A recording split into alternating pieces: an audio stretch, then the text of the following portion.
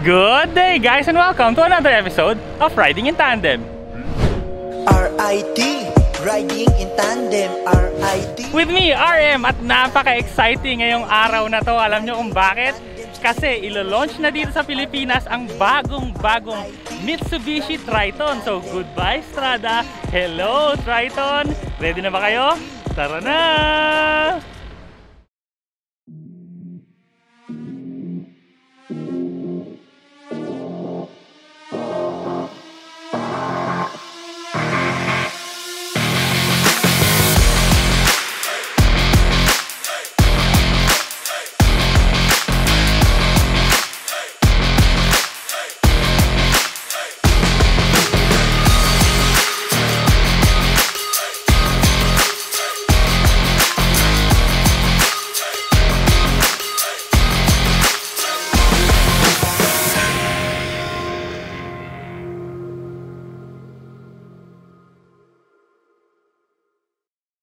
Pasalamat muna tayo sa sponsor ng ating video.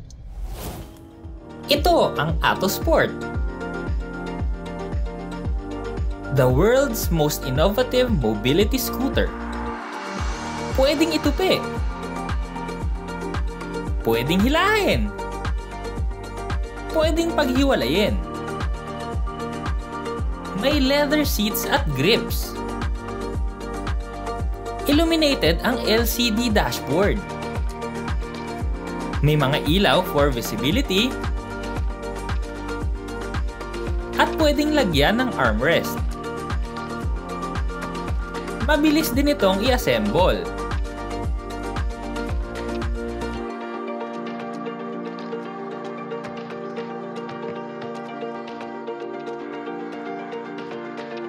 May maximum speed na 10 km/h. Shock absorbing at flat free ang gulong. Mataas ang ground clearance. Naka-disc brakes. Pwede rin itong dalhin for land, sea, and air travel.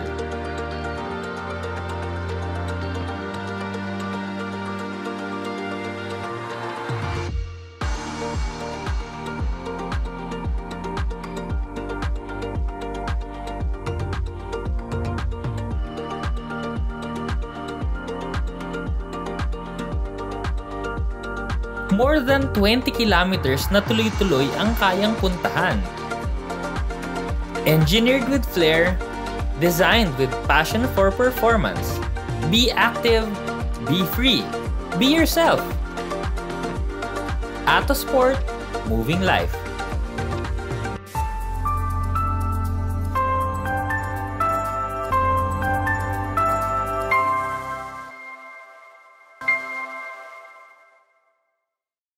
Siyempre hindi makumpleto ang ating video kung walang test drive. Pero bago mag-test drive, na ipapakita ko lang sa inyo. At ayan, nasa likod natin ngayon ang Triton Yamabuki Orange. Yan yung top of the line hero color nila. So ito yung Athlete 4x4 yan, syempre, at meron niyang 7 modes. Ita-test drive din natin yan. Pero sa ngayon, pag-usapan muna natin. So ang itsura niya, medyo boxy siya, no? Kwadrado siya ngayon. Kung napapansin niyo yung mga expander, di ba? So nauuso kasi yung LED na sa ibabaw. Tapos nasa bandang baba, nandun naman yung headlight. So ganyan din yung ginawa dito. Tapos boxy rin yung grill. So sa sides ganun din, boxy. So ang makina nito, no, 2.4 liter at naka 2-stage na turbo to. So dalawa siya, no, twin turbo. Pero ang napansin ko sa pagdadrive nito, no, napakaswabe nito. So hindi mo mararamdaman yung dalawang sipa. So ito isang swabing-swabe lang. Pero syempre, ite-test drive na lang natin siya mamaya. So mga katandem, kasakay natin ngayon ang legendary rally driver ng Dakal, si Sir Matsuo Kasan. Thank you for having us here. Okay, ready? Okay, ready. May kasama pa pala tayo isang race driver sa likod, si Chini. Hi. Hello. Go. Go. Wala nang patumpik-tumpik pa. Akala ko diesel, bakit gano'n? Mainit agad. Woo! Nice.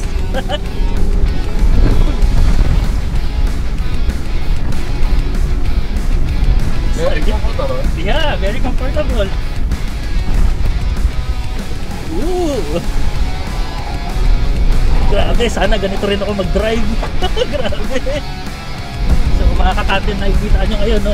Pangharabas talaga ang Triton. Walang pakialam sa lubak-lubak, sa bato-bato. Bahala kayo dyan. Okay. Off-road.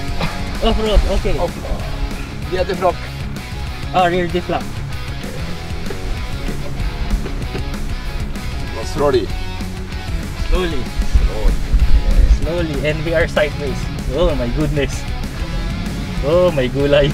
35 degrees. 35 degrees. Sideways. 50 degrees. Roll. Oh no.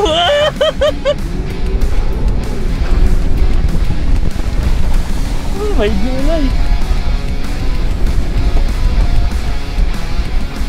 Sinasabi ko na sa inyo mga katakding eh. Ito. Hindi to pick up. Ano to? Rally car.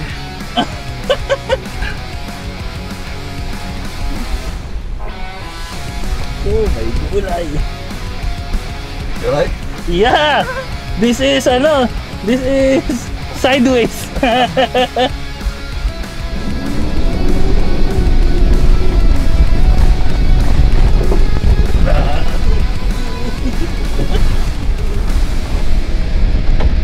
Gusto ko ng Triton.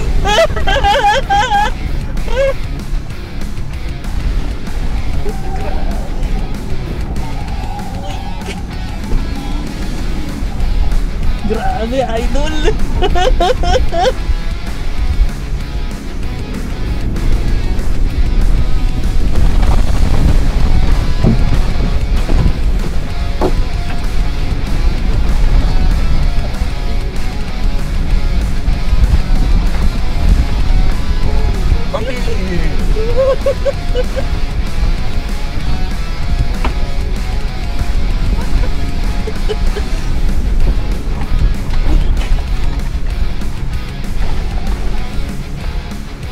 Wow, that was fantastic.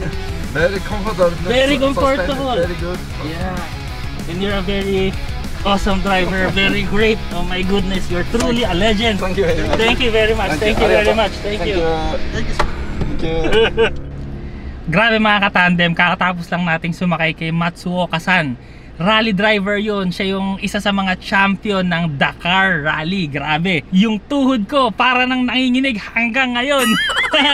Sa performance talaga, wala kang masasabi dito sa Triton, no? Linear yung acceleration, yung shifting halos di mo nararamdaman. Naka 4-wheel drive siya. Tapos dahil nga may rally heritage, ang Mitsubishi kasi talaga, no, magaling talaga yan sa rally. Kaya kung mapapansin nyo, no, ginagamit nga namin kanina, parang hindi siya pick up. Rally car talaga to, promise. Nagsaslide siya pero sobrang stable na wala kang feeling na parang titilapong ka. Talagang planted talaga siya. Tapos yung yaw control nga, yung pagliko namin, no, yung talagang lumiliko kahit gravel, kontrolado yung feeling. Grabe talaga. Syempre marami pang mga laman to, kagaya nung screen. So yung infotainment system nito 9 inches, meron tong Android Auto, Apple CarPlay. Tapos yung instrument cluster naman 7 inches to yung nasa gitna. Pero yung gilid nito kasi may tachometer din, tapos merong speedometer din na analog sa magkabilang side, no. Yung manibela meaty ang sarap hawakan. At saka ito yung difference kasi nung Strada, no. Kaya nga goodbye Strada, hello Triton na tayo ngayon, no. So ang pinagkaiba talaga nito dun sa lumang Strada, yung suspension, no, sobrang komportable na to. As in, ginamit nga namin doon sa bato-bato, lubak-lubak. Pero yung ride comfort niya, mararamdaman mo kahit walang kalsada. Hindi yung sira-sira kalsada, kahit walang kalsada, okay na okay siya. At saka yung steering, yun yung dalawang major difference talaga. Yung steering naman ito, yung dati kasi, di ba, medyo matigas siya. Yung ngayon kasi, saktong-sakto yung way niya. Hindi siya sobrang bigat, hindi siya sobrang gaan, tamang-tama lang siya, napakaganda. Of course, hindi rin to magpapahuli sa safety, no? Sa mga safety systems, kompleto to. Meron to mga lane keep assist, mga forward collision mitigation. Tapos yung pag nagkamali ka nga ng tapak sa gasolina, no, hindi niya ibibigay yung power, hindi ka aabante ng nagwawala ng kusa, ganon, hindi ka magaganon. Yung kaninang gamit natin yung Triton, yun yung top of the line na Athlete 4x4. So ito namang sinasakyan natin ngayon, ito yung 4x2 automatic na version. Yung mga driving modes naman, no, sobrang dami yung Athlete. So 7 yun, merong mga sand, rocky, basta sobrang dami. Kung ano yung terrain mo, lahat nando na.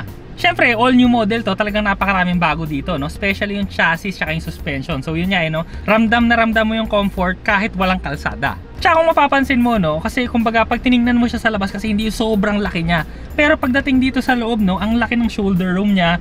Yan, yung knee room, yung space mo sa tuhod sa likod, maluwag. So yun yung mga pinagkaiba nito. Mas malaki kasi tong Triton kesa dun sa Stradang dati. At isa pa ha, yung cargo niya sa likod, no? So isang pallet kasya na doon. So hindi ka na yung mag-aalangan, kasyang-kasya na kaagad kung gagamitin mong pang cargo. Ang paborito ko pa dito sa Triton, no, yung Super Select 4-wheel drive 2 system niya. So ang ibig sabihin kasi no, meron siyang 2 high, 4 high, 4 low. So kumbaga no, yung sa mga regular na part-time 4-wheel drive kasi 'di ba, hindi mo siya pwedeng gamitin ng all-time yung 4-wheel drive kasi nga kaya nga part-time 4-wheel drive. Pero ang pinagkaiba kasi nitong Super Select, no, yung 4-wheel drive high niya, pwede mong gamitin as all-wheel drive system. Hindi yung part-time lang siya, so pwede mo ang gamitin for safety. Kunwari, akit ka ng bundok, biglang umulan, tapos may mga rubbles, may mga gravel na mga nahuhulog sa mga daan. So pwede kang mag all-wheel drive system na gamitin mo na kahit sa kalsada. Yun yung kinaganda sa kanya, at saka hindi masasira. Confirmed yan ng mga engineers dun sa Japan. Sa mga safety systems pa, no, so medyo marami to. Meron siyang blind spot warning, lane keep assist, lane departure warning, forward collision mitigation, auto high beam headlights, rear cross traffic alert, active yaw control. So ang dami niyang mga laman. So ang masasabi ko lang sa inyo mga katandem, no, sa na-experience ko ngayon, napakasayang gamitin talaga nitong Triton. Kung interesado kayo dito, tingnan nyo na sa pinakamalapit na Mitsubishi sa inyo at i-test drive nyo na. Maraming salamat mga katandem sa panonood. Abangan nyo na lang ang full video natin, no, nang hiram na ako. So kita-kits na lang sa susunod. Maraming salamat sa panonood. Sa ulitin, next video na. RIT, riding in tandem. RIT, riding in tandem. RIT, riding in tandem. Siksik na impormasyon mula kay RM at Ile.